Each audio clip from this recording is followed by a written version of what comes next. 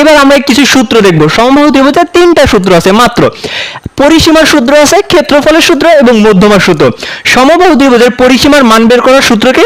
পরিসীমা হচ্ছে বাহুগুলোর যোগফল, যেই বাহু থাকবে সবগুলোকে যোগ করে দিবা। তিনটা বাহু আছে এ এ এ, তিনটায় যোগ করলে কত হয়? 3a। তাহলে পরিসীমা বের করার সূত্র হচ্ছে 3a, যেখানে এ হচ্ছে বাহুর দৈর্ঘ্য। ক্ষেত্রফলের সূত্র কি? সমবাহু ত্রিভুজের ক্ষেত্রফলের সূত্র হচ্ছে √3 ডিভাইডেড বাই 4a স্কয়ার। এইটা হচ্ছে সমবাহু ত্রিভুজের ক্ষেত্রফলের সূত্র। এ হচ্ছে বাহুর দৈর্ঘ্য। মধ্যমা বা উচ্চতা, মধ্যমা বা উচ্চতা কাকে বলে? সমবাহু ত্রিভুজের যে কোনো একটা শীর্ষবিন্দু থেকে অপর বাহুর উপর অঙ্কিত লম্বের দৈর্ঘ্যকে মধ্যমা বলে। অর্থাৎ যে কোনো একটা শীর্ষবিন্দু, এইটা থেকে আমরা যদি এই বাহুর উপর লম্ব অঙ্কন করি, এইটাকেই বলা হবে মধ্যমা। এইটাকে সাধারণত আমরা ডি দ্বারা প্রকাশ করি, মধ্যমাকে এডি দ্বারা প্রকাশ করা হয়। আবার এটাকে এইচ দ্বারাও প্রকাশ করা হয়ে থাকে, কারণ এটা একটা উচ্চতা, উচ্চতাকে আমরা এইচ দ্বারা প্রকাশ করি। এই মধ্যমা বা উচ্চতা বের করার সূত্র হচ্ছে a√3 ডিভাইডেড বাই 2। মাত্র এই তিনটা সূত্র আছে তোমার: পরিসীমার সূত্র, ক্ষেত্রফলের সূত্র, মধ্যমা বা উচ্চতার সূত্র।